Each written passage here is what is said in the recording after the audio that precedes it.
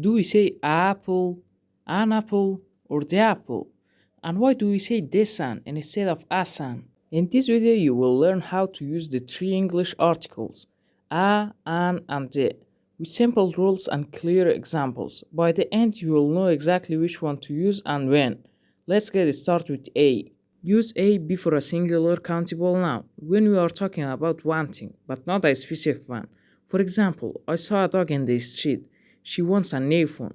It's one dog, but we don't know which one. Use an before a singular countable noun when the next word begins with a vowel sound. For example, an apple, an egg, an interesting book. But here's an important one. It's about the sound, not simply the first letter. For example, an hour, the letter H is silent, so we hear a vowel sound.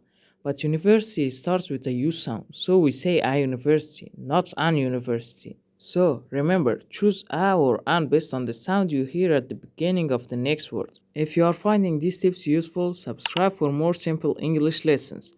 Now let's move on to the day. We use they when we are talking about something specific or something the listener already knows.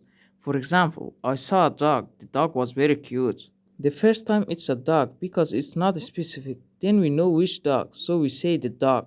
We also use they for things that are unique or obvious, like the sun, the moon, the internet. Here's a quick test. I need umbrella.